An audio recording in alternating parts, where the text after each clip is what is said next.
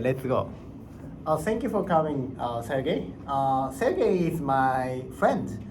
We are going to hold MBA program from September. Sergei is coming from Russia, and we record YouTube interview in San Francisco. Thank you, Sergei. Sure.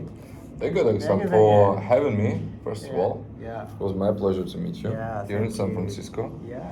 in our program. Yeah, and yes, so Okay. we decided to discuss something, right? Okay. Let's start to discuss with me. Mhm. First question: where are you from, Sergei?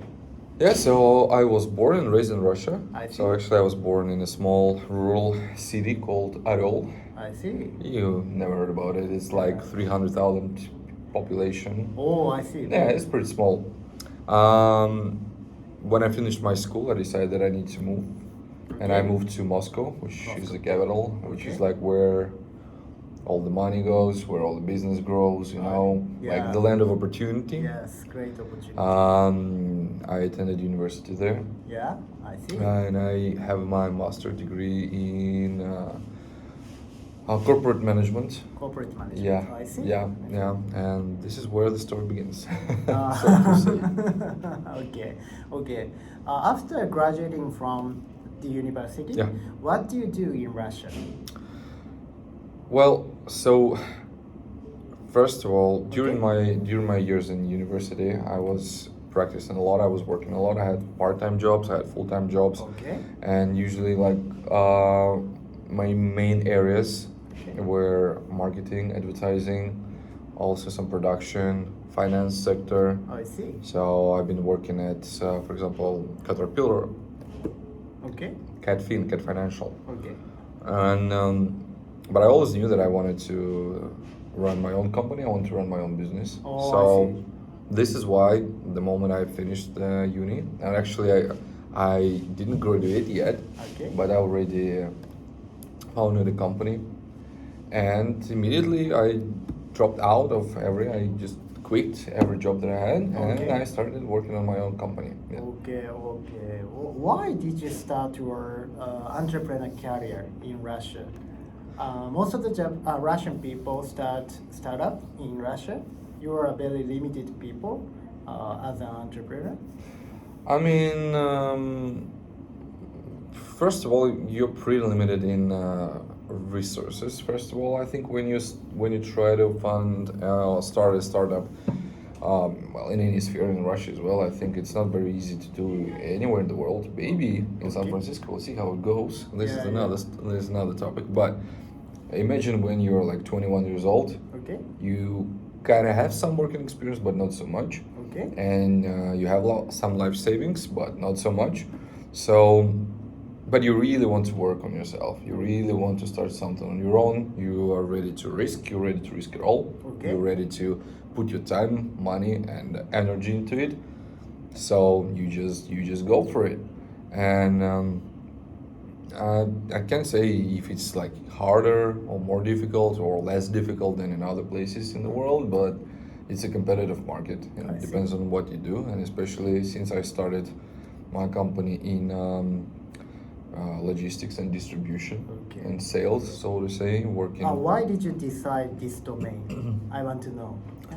I was trying some different fields during my studies in university. Okay. So that was like a booming, growing market. Okay. Like fresh farmers, dairy products Okay. were really popular, Okay. and there were a lot of demand and not enough supply. Okay. So, and as far as I already told you that I'm like from a small city, Okay. and I had some connections left back there and some connections at production. So I said, why not? Why not try buy the product from like local farmer there I see. and bring it to Moscow, bring it to people. So this was the idea. I was just grasping at every opportunity I had. I was searching, and I was trying different ways. And also, we tried some tech even back then. Me and my friend, we actually wanted to make an application of like fixing the traffic lights.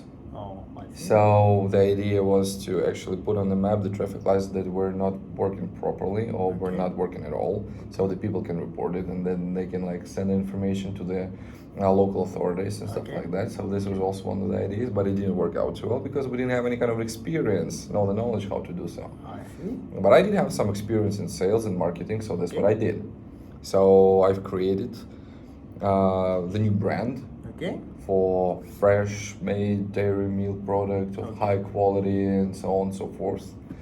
So developed like the brand logo, the look, how it all looks, how it all presents, and and that's pretty much how I started. Okay, I respect you as an entrepreneur. You're awesome. I respect you. you.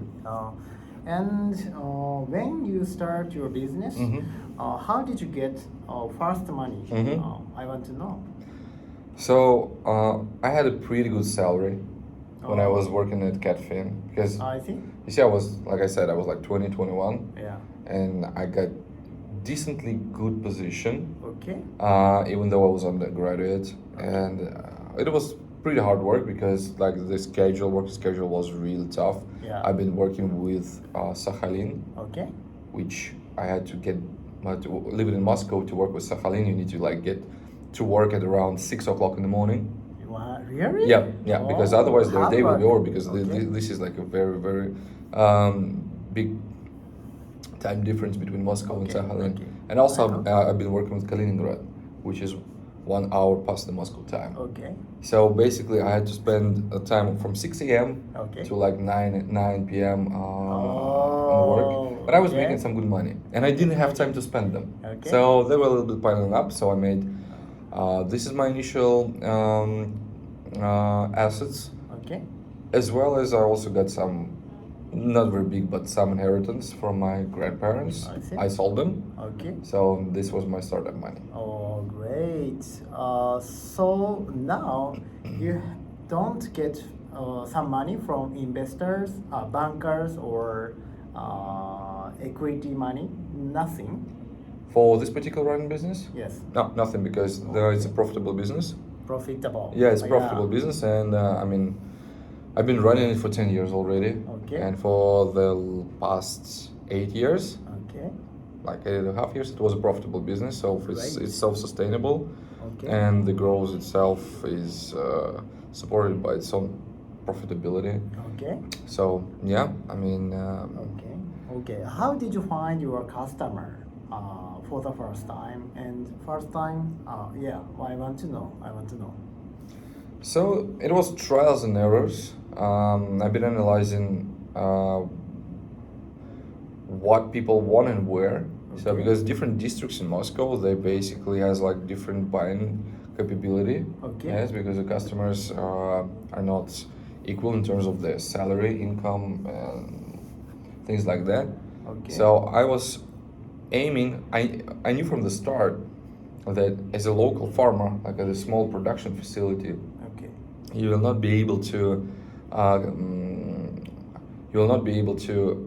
be on the same terms in terms of the price range as, for example, some huge companies Okay. such as Unimilk, such as Danone, Okay. and stuff like that. Okay. So you're not a competitor to them. You're like real small. Okay. So to be competitive, you need to find your niche. You need to find something else. So this is where I put my money on.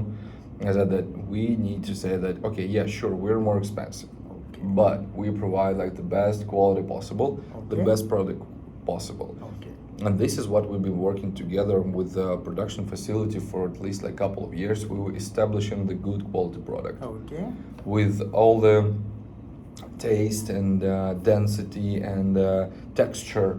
So it's gonna be like the best, and we get the feedback from the customers. I see. So we've been opening like small shops that we were selling on our own, Okay. and we had like direct feedback from the customers that we were selling to. Oh, I was myself working as a salesman. I was just standing on the point. I was selling the milk and I was selling the sour cream and stuff day by day, and I was waiting for people to come back. Oh, I see. I was waiting for them to listen to their feedback. What would they say?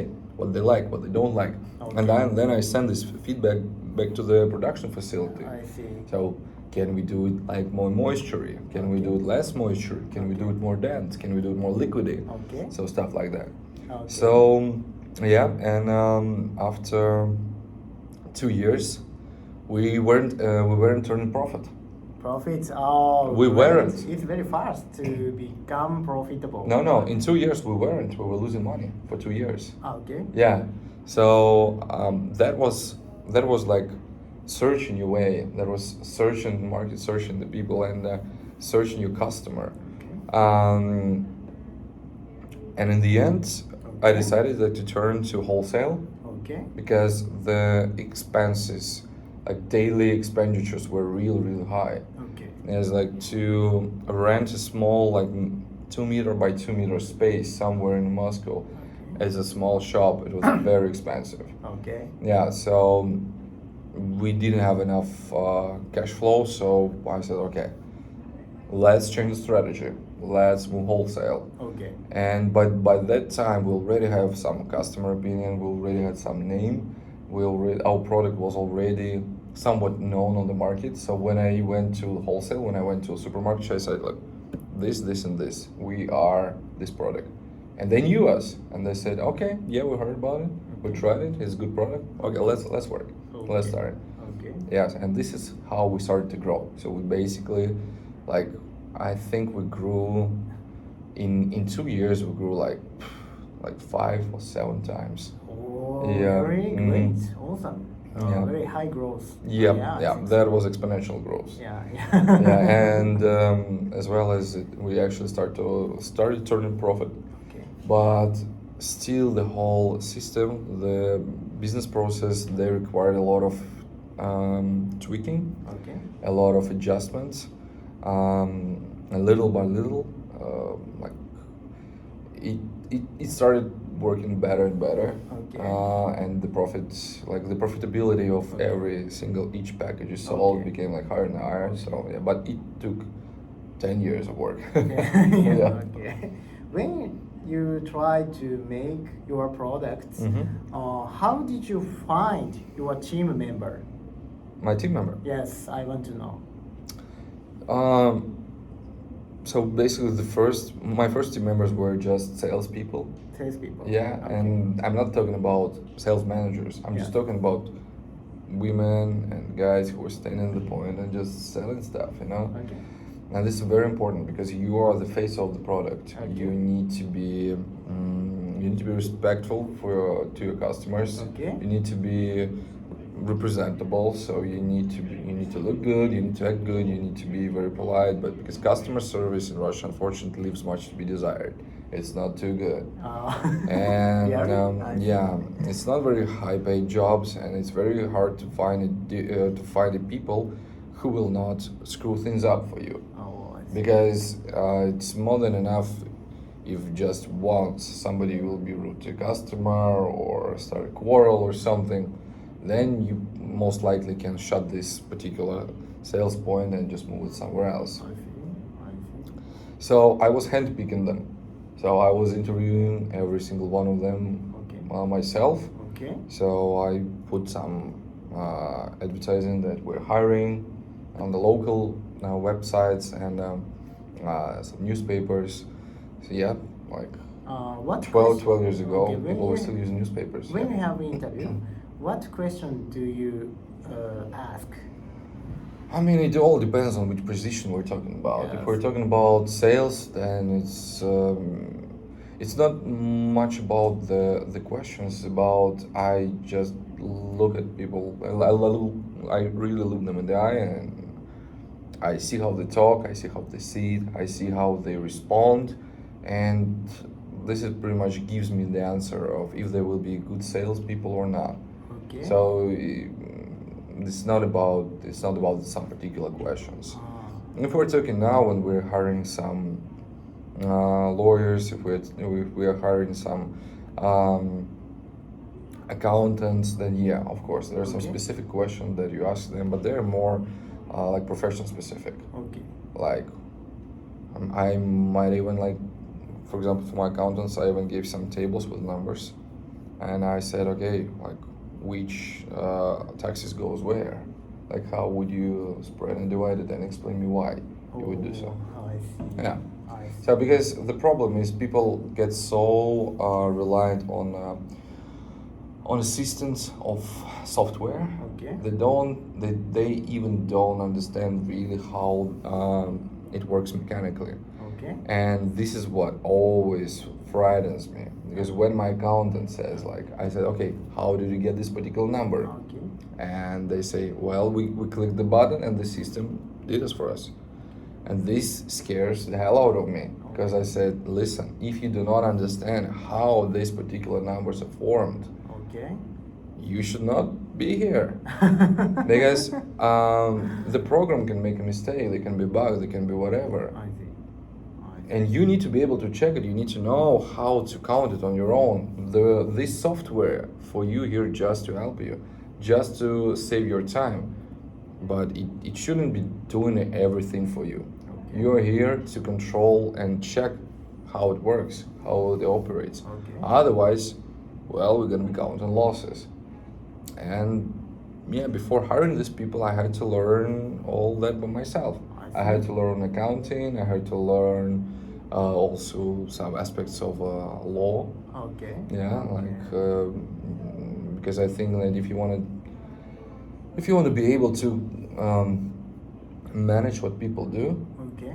you need to be able to spot the problem, and you need to be able to fix the problem yourself. Okay. Okay. Maybe not like entirely at every point, Okay. but at least at some degree. Okay. Yeah? So you need to know when they are wrong, and you need to tell them that they are wrong. Because otherwise they will next time they will be reporting you something, they can tell you absolutely whatever. Okay.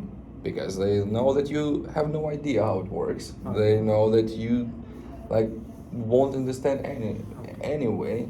Okay. So your employees need to understand that you actually know the business, that you know accounting, and you know everything. Okay. And that any given moment you can come and check and control, and that what makes them be on their toes, that what makes them work carefully, properly, and don't think about Okay. don't even think about anything.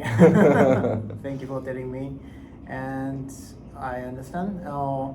And I want to ask you, what type of people do you want to work with? Yeah. That's a good question. I think loyalty. Loyalty. Yeah, I loyal see. people. Okay. Because there's good times, there's bad times. Okay. Yeah, I think but so too. loyal people, Yes. I mean, this is self-explanatory. These are the people that will support you in your hard times, but Okay. you in return need to support them in their hard times or in your good times. Also, positive. Okay. Yeah, so people can be loyal, but when they have like real gloomy perspective on everything, Okay. it can be destructive inside or among the other employees. So it's also something to check on. Of course, they need to be educated. I mean, depending on the position we're talking, of course, it goes without saying. Okay. Yeah. I also really prefer when my employees can come up with some ideas, solutions, and Okay. some problems. Okay. The problem is they never do, and it's not because of me like being a big bad boss, but it's something in our I think cultural code. Okay. I think maybe in the same way we're very somewhat close to Japanese people, Okay. that we have this ranking system, Okay. and it is good and bad at the same time. Okay. It is good in the matter that you don't need to say twice, or you don't need to like make people do something when you need something to be done. It's basically a very strict hierarchy that Okay. everybody follows. Okay. It's like in the military. So the order is given, like everybody do that. Okay. But it is really bad because people do not deliver bad news. They're scared of delivering bad news. Yeah, exactly. And this is like my worst nightmare as a CEO of a company, as an owner of a company, because I always tell my employees, nobody's gonna blame you. Everybody make a mistake. So please come and tell me, or your senior, come and tell me if there is a problem. If there's a problem in the process, if there is a problem, if there's an incident, accident, whatever, we need to know. Because that will help us to, first of all, fix it. Second of all, prevent it.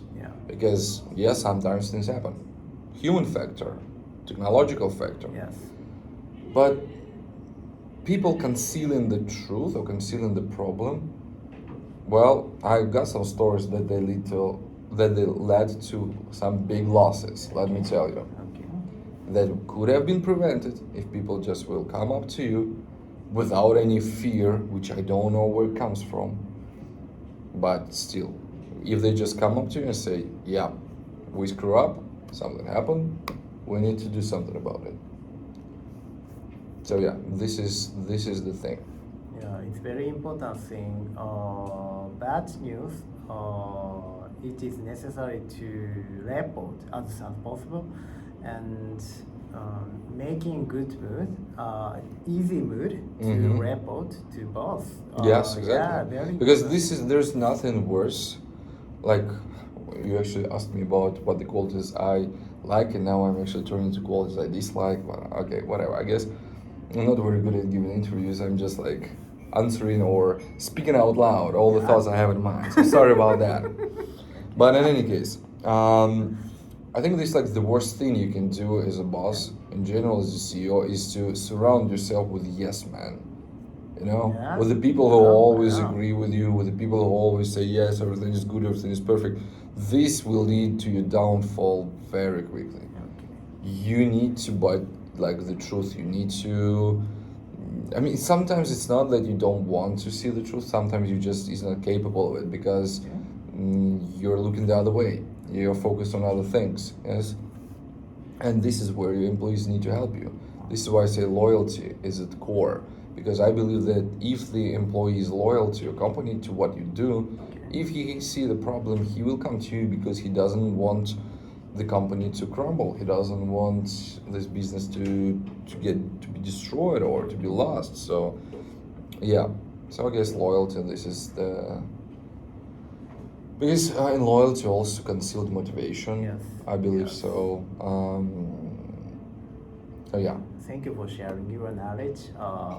Running your company. And last question I want to ask you: why did you decide come to San Francisco and go to MBA program? Why? Well, first of all, I think that I finished university like 10 years ago. Okay. And I thought maybe it's a good time to study a little bit more, Yeah. study abroad, like just to remember I think so too. good old days when I was a student. Yeah. But actually, to be in all serious, like I said, maybe I said it, maybe not. 3 years ago, we started our tech company Okay. in Delaware. Which actually we funded. I funded like 100% by myself, by my own running business. Okay. Yes. Unfortunately, the COVID hit. Yes. Yes, and we had to stop and halt all our projects. Okay. We froze them, and now it's actually good time to unpack them Okay. and return to the work. Okay. And even before all this started, because before the COVID started, we actually were planning to come with my partner, we planned to come to California, to San Francisco, around the place to look for investors, to search for funding. Because, well, I mean, if not in California, if not close to Silicon Valley, where else? Where else will you try and fundraise the tech projects, right? So these actually my motives why I came to San Francisco is like to kill two birds with one stone. First of all, to study, to build a great networking. Yes. It's a very good timing now. Maybe we finish COVID-19 effect, so we have very easy to communicate with each other directly in San Francisco. Yeah. So I'm very glad to meet you in San Francisco. Yeah, me too. Yeah. It was a great opportunity to meet you and others, and yeah, I'm looking forward to what San Francisco brings towards us. I mean, it's been like what, a week and a half. Okay. Yeah, so there's a long way to go, but it's already this week and a half that we've been here. It's filled with a lot of events, emotions, and new people that we meet. So yeah, I'm very looking forward. Okay. Thank you for today's interview. Sergey, my question is all finished, but you want to say something to entrepreneurs, investors, and executives. Do you have something you want to say? I mean, to different people, I think you can say different things. Okay. To the people who just want to start their own business. Okay. I want to share like my wisdom about it, and it's very simple wisdom, which is just be stubborn about it. Just go for it. Go for it. It won't work. It might not work the first time. Don't drop it. Go for it. Be brave about it. Okay. I mean, there was a time when I was in huge debt. I didn't have any money. I didn't have any cash flow. Okay. I didn't drop it. I still went. Because I was a fanatic. I was a maniac about my idea. So this is the thing. You need to be fanatical about what you do, and you don't need to listen to anybody. Yeah. Whatever they say, you can do it. You cannot do it. Doesn't matter. If you believe, if you trust in your idea, just go for it. Doesn't matter how many days, months, days, years it will take. Still go for it. Okay. And for executives, I mean, I don't think that I'm in a position to teach someone. Yeah, I can only a little bit motivate the people who want to start it. But you hire about 1,000 people in Russia. So, yeah. In general, it's around 1,000 people. Okay. Well, we grew in 10 years from 1 to 1,000. So yeah. Figures. Every business is controlled through figures. You don't need even to talk to people if you can calculate everything and you have relevant data. Okay. So this is how I see it. For example, I mean, my process and like all the business process that built inside my company, they are all measured, calculated, and put on the graphs and on the paper. So, and I see them every single day. And I can see and manage how the company is running just by looking at these numbers. So I don't need to talk to my managers. I don't need to talk to my accountants. I don't need to talk to people in the production facility, in the logistics, in the warehouse, because I see all the problems here, and I see all the opportunities here and threats. So it's basically you need to be able to all your process need to be accountable. All the process they need to be built the way that you have all the fresh reports, but it shouldn't turn into bureaucracy. So this is why modern IT solution and software solutions are very important. And like I said, like we use at least 4 or 5 daily. They're all combine and work with each other. There's like different departments working with a different software. So you can have relevant data daily. Yeah, and just by looking at the charts, at the graphs, at the numbers, you can see how it works and where are the weak points. So so I think this is figures, like people can lie, people can cheat, figures can't lie. They show you like the good or the bad or the ugly truth. So for executive people, it's very important thing. Check by numbers, not years. Exactly. Thank you for your awesome advice. I'm very glad to talk with you today. Thank you, Sergei. Thank you so much for having me. And I wish you all the best luck with your future projects, with your sushi restaurant. Yeah. Because I'm really waiting forward to come and try it. Yeah. Yeah. Thank you. Thank you. Thank you.